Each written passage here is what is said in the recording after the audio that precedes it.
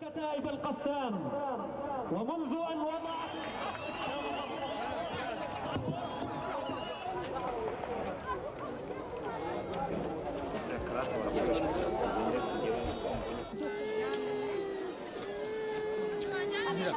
But I do believe that the major social media able to maintain secrecy. The most devices and regulations that prevent about how to attack people remain anonymous. I realize the disadvantage of this. It's often assumed that the presence of the media increases violence. Journalism is tremendously changing, and of course that's a result of the changing media landscape around the globe.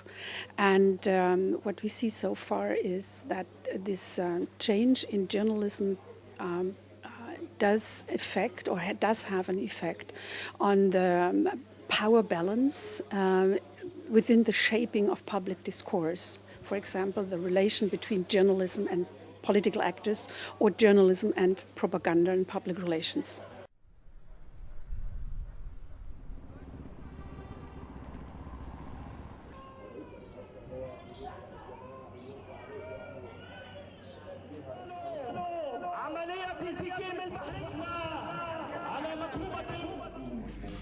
של תשתיות המחקר אצל הספר לשינוי הגדול.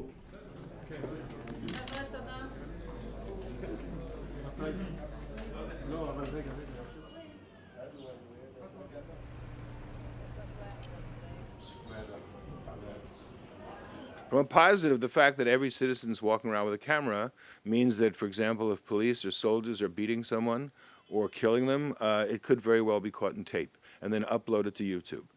This changes the whole dynamic of the ability of authorities to abuse people on the other side. However, we must be aware that there's some secrets that governments need to keep. And of course, the negotiations in Oslo, that's why it's called the Oslo peace process, were kept secret.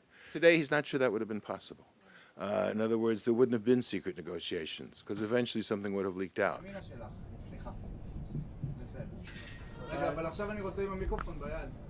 ולקח להם הרבה מאוד זמן עד שהם הגיעו, בנוסף למחסור בציוד, כיבוי האש עדיין ממשיך. وهم يريدون يطمسون كلمة لا إله إلا الله ونحن نقولها إنا قادمون.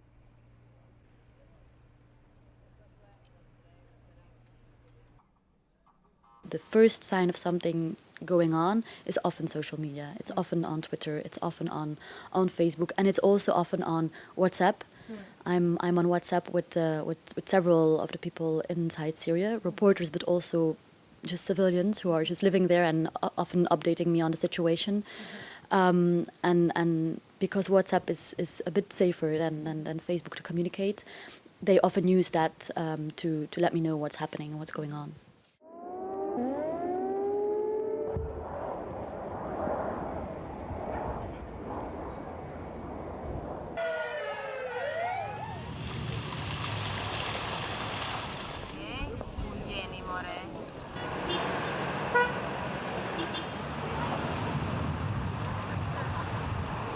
The journalists in Kosovo don't really have a proper training to report and proper sensitive reporting.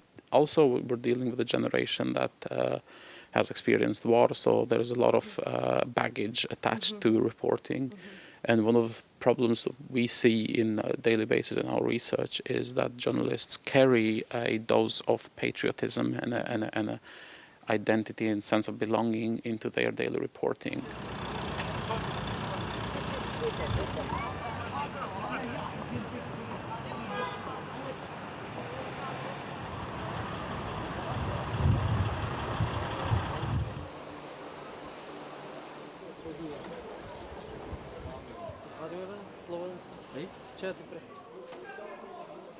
That interethnic tensions in the country do not emerge only as a result of the friction between the communities themselves, but also they are created from the politically manipulated media.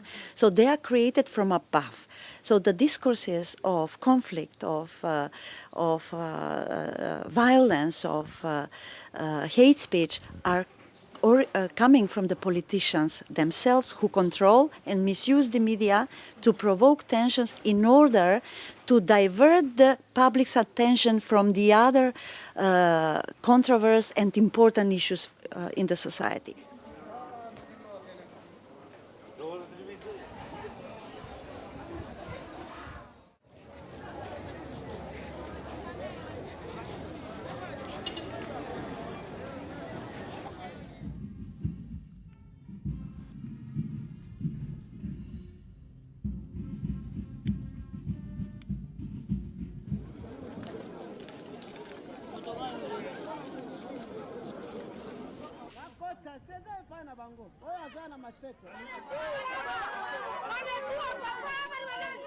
The situation in Burundi used to be different because most of these independent radio stations that were closed in May 2015 were radio that were established with the support of the international community.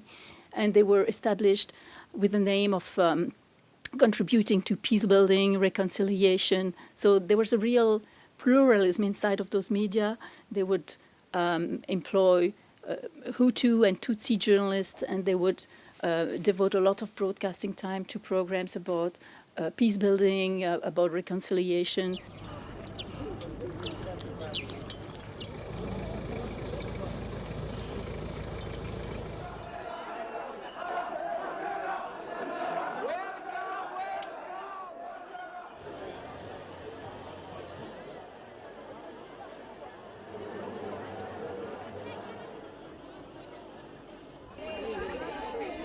They are now targeting international media broadcasters because, of course, they come with greater credibility. And, of course, these countries, whatever they do, both Burundi and DRC, they need money to run their economies, and they want to come back to their funders, including the EU, for the kind of assistance they get. So there is a dichotomy, if you like. On one hand, they don't want people to know what is going on in the country, and on the other hand, they want help or support, so to speak, allegedly for running the affairs in their countries.